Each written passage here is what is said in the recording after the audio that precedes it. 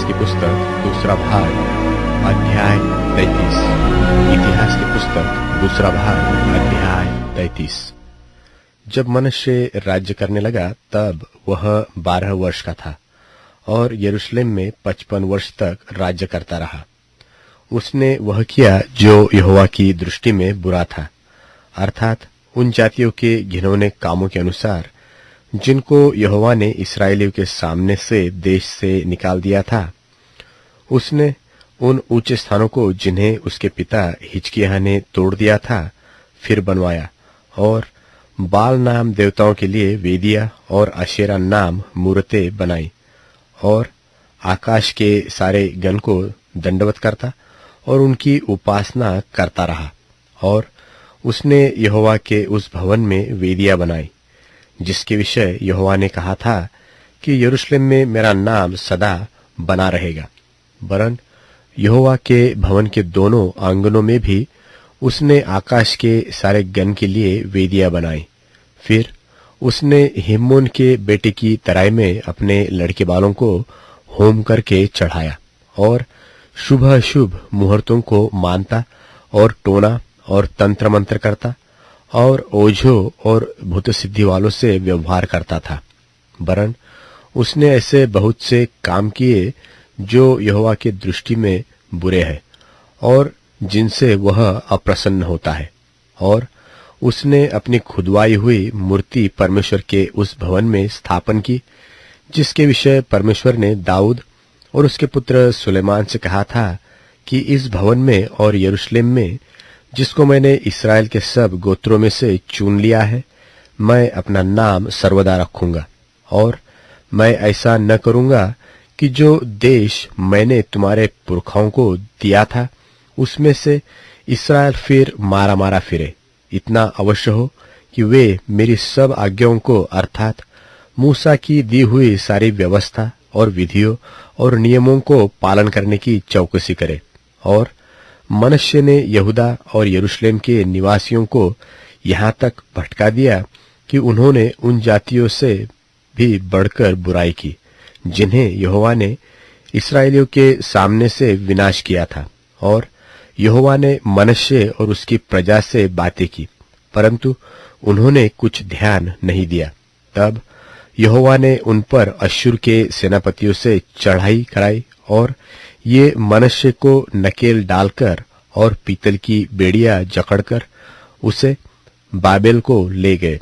तब संकट में पड़कर वह अपने परमेश्वर यहोवा को मानने लगा और अपने पूर्वजों के परमेश्वर के सामने बहुत दीन हुआ और उससे प्रार्थना की। तब उसने प्रसन्न होकर उसकी विनती सुनी और उसको यरूशलेम में पहुंचाकर उसका राज्य लौटा दिया। तब मनुष्य को निश्चय हो गया कि यहोवा ही परमेश्वर है। इसके बाद उसने दाऊदपुर से बाहर गीहोन के पश्चिम की ओर नाले में मछली फाटक तक एक शहर पनाह बनवाई। फिर ओपेल को घेरकर बहुत ऊंचा कर दिया और यहूदा के सब गढ़वाले नगरों में सेनापति ठहरा दिया। फिर उसने पराये देवताओं को और यहोवा के भवन में की मूर्ति को और जितनी वेदियां उसने यहोवा के भवन के पर्वत पर और यरूशलेम में बनवाई थी उन सबको दूर करके नगर से बाहर फेंकवा दिया। तब उसने यहोवा की वेदी की मरम्मत की और उस पर मेलबलि और धन्यवाद बलि चढ़ाने लगा और यहूदियों को इस्राएल के परमेश्वर यहोवा की उपासना करने की आज्ञा दी। तो भी प्रजा के लोग ऊंचे स्थानों पर बलिदान करते रहे परंतु केवल अपने परमेश्वर यहोवा के लिए। मनुष्य के और काम और उसने जो प्रार्थना अपने परमेश्वर से की और उन दर्शियों के वचन जो इस्राएल के परमेश्वर यहोवा के नाम से उससे बातें करते थे, यह सब इस्राएल के राजाओं के इतिहास में लिखा हुआ है। और उसकी प्रार्थना और वह कैसे सुनी गई और उसका सारा पाप और विश्वासघात और उसने दिन होने से पहले कहाँ-कहाँ ऊंचे स्थान बनवाए और अशेरा नाम और खुदी हुई मूर्तियां खड़ी कराई, यह सब होशे के वचन में लिखा है। निदान मनुष्य अपने पुरखाओं के संग सो गया और उसे उसी के घर में मिट्टी दी गई और उसका पुत्र आमोन उसके स्थान पर राज्य करने लगा। आमोन का राज्य।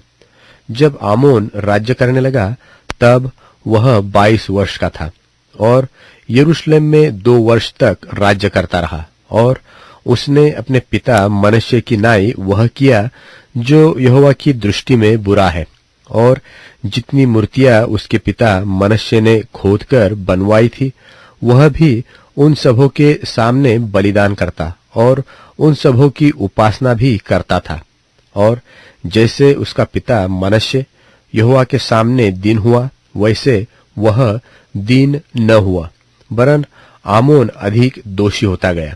और उसके कर्मचारियों ने द्रोह की गोष्ठी करके उसको उसी के भवन में मार डाला।